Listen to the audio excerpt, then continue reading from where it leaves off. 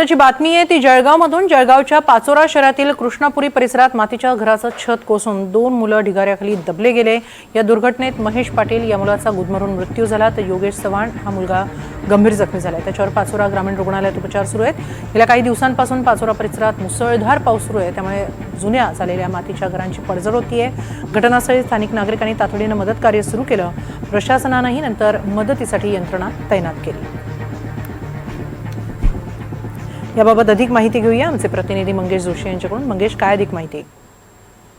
नक्कीच हेमाली, खरं तर सायंकाळी सुमारास जी आहे पाचोरा शहरातील कृष्णापुरी या भागामध्ये ही घटना घडलेली आहे। गेल्या काही दिवसापासून पाचोरा तालुक्यात जे आहे खरं तर मुसळधार पाऊस सुरू आहे आणि याच पावसामुळे खरं तर अनेक घरांची पडझड झाली। मात्र आता ज्या पद्धतीने कृष्णापुरी भागात खरं तर महेश पाटील आणि योगेश पाटील हे दोन्ही मुलं जे आहेत एका घरामध्ये राहत असताना त्या घराचं छत जे आहे ते अचानक कोसळलं। यामध्ये त्यांचे पालक जे आहेत ते खरं तर कामानिमित्त बाहेर होते। 2च मुलं जे आहेत ते घरामध्ये होते।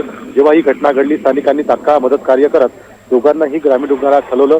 मात्र 12 वर्षीय महेश पाटील हा मुलगा जो आहे याला वैद्यकीय अधिकाऱ्यांनी मृत घोषित केलं, तर योगेश पाटील हा मुलगा जो आहे हा गंभीर जखमी झालेला आहे। त्याच्यावर सध्या उपचार सुरू आहेत। ज्या पद्धतीने घटना घडल्यानंतर प्रशासन देखील आता सतर्क झालेलं आहे। जे काही जुने घरं आहेत त्यांचा देखील खरं तर शोध घेतला जात आहे। जुन्या घरातून काही नागरिकांचं स्थलांतर करण्याचा देखील निर्णय घेण्यात येणार आहे आणि या अनुषंगाने आता संपूर्ण प्रक्रिया जी आहे ती पाचोरा शहरात राबवली जात आहे। हेमाली, धन्यवाद मंगेश, आपण दिलेल्या या सविस्तर माहितीबद्दल।